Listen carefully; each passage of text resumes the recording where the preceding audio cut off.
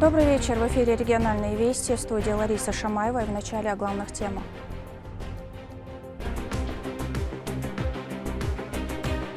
Праздник педагогического мастерства. Участников, кто прошел финал, это очень волнительно и важно. Действительно, это результат большого труда.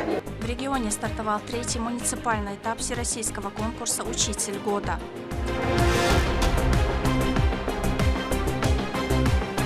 Очередной шаг к инновациям. Оформлено на самом высоком уровне. В плане открытия таких студий данный филиал ГТРК «Войнах», он в авангарде среди субъектов. ГТРК «Войнах» презентовал вторую студию нового поколения. Как изменится вещание, смотрите в нашем выпуске. Жемчужина Кавказа. Прекрасный поезд, все оборудовано, удобно. Туристический поезд торжественно встретили на вокзале с национальными танцами и традиционным гостеприимством.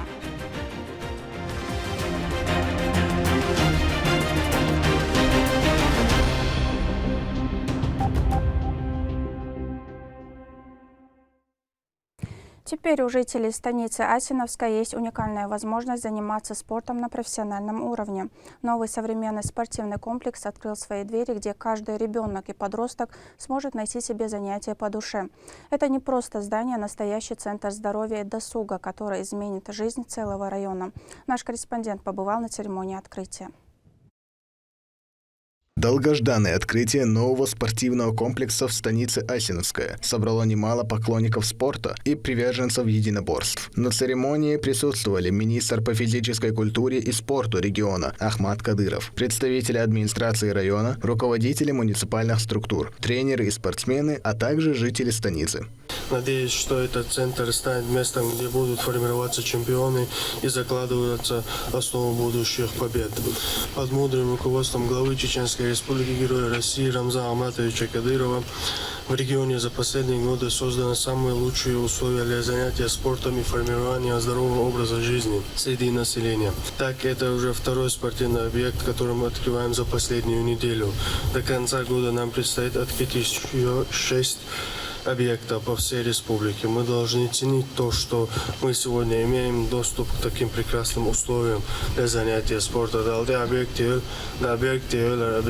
Особым моментом стало торжественное перерезание ленты, после чего посетители получили возможность ознакомиться с внутренней обстановкой комплекса.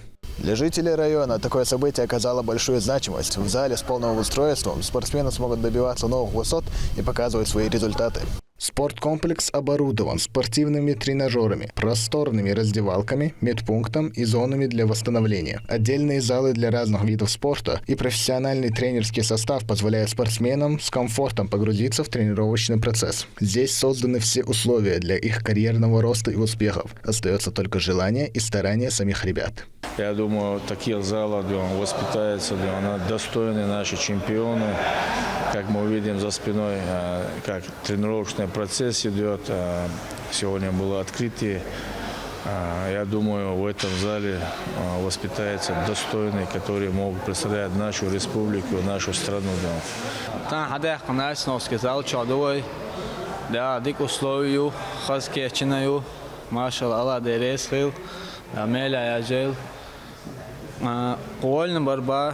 توقع لش حوالي نير صار تنشين قاشرة تنو كينجو تاعو مرزو قيتا إشقدا تنو كيش. Сегодня главой региона Рамзаном Кадыровым прилагаются большие усилия для создания здоровой нации. Для этого строится новая и улучшается существующая спортивная инфраструктура. Руководство всеми силами стремится развивать спорт в республике, внедряя новые инициативы и поддерживая атлетов, чтобы повысить уровень спортивной деятельности и популярности спорта среди населения. Магомед Азиев, Алисхан Кацулов, Руслан Магомадов. Вести, Чеченская Республика. Профсоюзы Чеченской Республики провели заседание Республиканской трехсторонней комиссии по регулированию социально-трудовых отношений. Его приурочили к 1 мая. Сегодня главными задачами комиссии являются выработка закона о социальном партнерстве, а также исключение минимальной заработной платы и стимулирующих компенсационных выплат, что противоречит законодательству. Кроме того, затронули тему коллективного договора с профсоюзом. Его заключили почти 100% населения. Мы пришли к выводу, что систему социального партнерства, основателем которой является наш первый президент, герой России Ахмат Хаджикадыров Далгазут Куабалдойцун, находится на достаточно высоком уровне. В принципе, мы являемся в числе лидеров как раз по уровню развития системы социального партнерства. Взаимодействие между правительством, профсоюзами и работодателем идет достаточно активно. У нас действует большое соглашение, подписанное на 23-25 годы между правительством, профсоюзами и работодателем. Есть соглашение о минимальной зарплате. Конечно же, есть соглашения отраслевые двухсторонние по отраслям.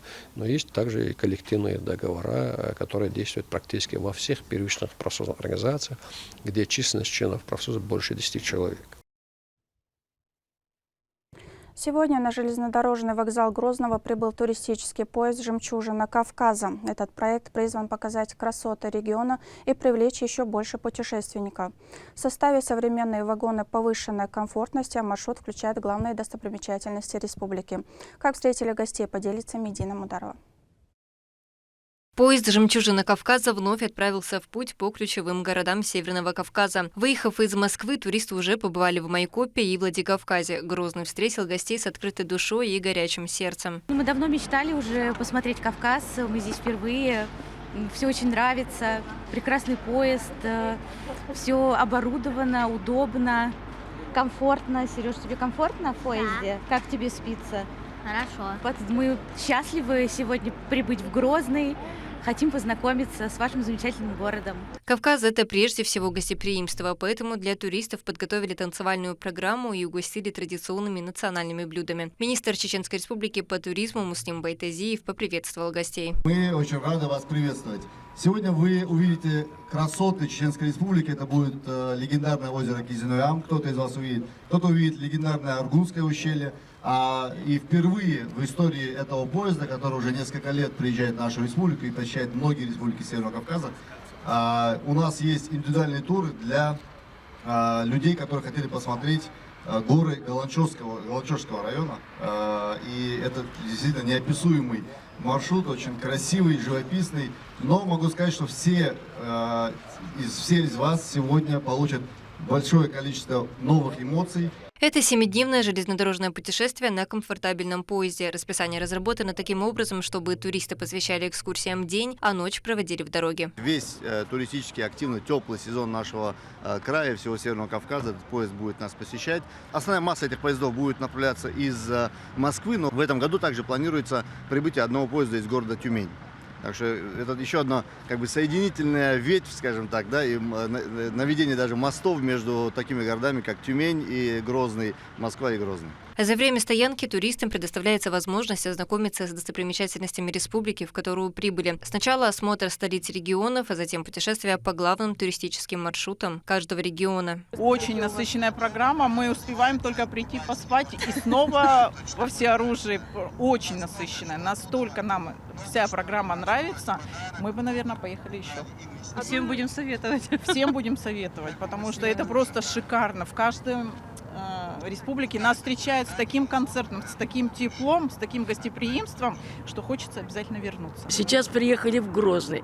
Прекрасный город, который мы видим с обзорной площадки. Я очень рада, что сюда приехали. Всего за неделю гости познают сердце и душу Кавказа. Дальше их ждут города Махачкала, Дербент и Нальчик. Поезд «Жемчужина Кавказа» пробудет в депо Грозненского вокзала до 8 вечера. За это время гости успеют познакомиться с республикой и насладиться прекрасными горными пейзажами нашего края. Медина Мударова, Следемин Мусаев, Вести, Чеченская Республика. С целью сокращения задолженности за потребленную электроэнергию акционерное общество «Чеченэнерго» продолжает активную совместную работу с судебными приставами по взысканию долгов с неплательщиков в принудительном порядке. Рабочая группа посетила должников в 3 городах региона – Шали, Урус-Мартане и Гудермесе. Стоит напомнить, что процедура принудительного взыскания долгов инициируется в случае, когда потребитель электроэнергии своевременно не исполняет решение суда об оплате имеющейся задолженности. Судебные приставы имеют право обратить взыскание на денежные средства, находящиеся на банковском счету или в кассе должника, наложить арест на его имущество, а также привлечь к ответственности за злостное уклонение от погашения долгов.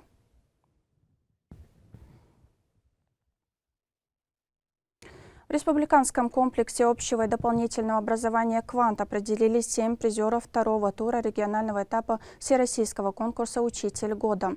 Его организатором выступает Министерство образования и науки Чеченской Республики. О том, как проходили испытания и что ждет конкурсантов, расскажет Зарина Халикова. В актовом зале лицея «Квант», который функционирует на базе республиканского комплекса общего и дополнительного образования, царит особая атмосфера. Педагоги с большим стажем, настоящие профессионалы, волнуются в тревожном ожидании. Сейчас с минуты на минуту станут известны конкурсанты, которые пройдут в третий этап испытаний и будут бороться за звание абсолютного победителя. Должны были определить шестерку, так как формат предполагает одного абсолютного победителя и 5 победителей. В связи с этим определяется шестерка на третьем этапе. Однако результаты были настолько плотными, что 6-е и 7-е место друг от друга отделяли тысячные доли баллов. Поэтому оргкомитет, жюри решил в третий этап включить 7 человек.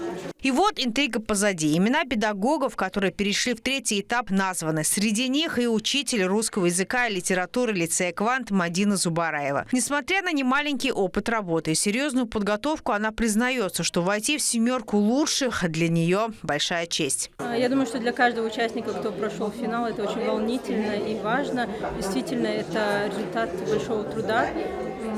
И здорово, что нас оценили по достоинству. Но это действительно очень приятно.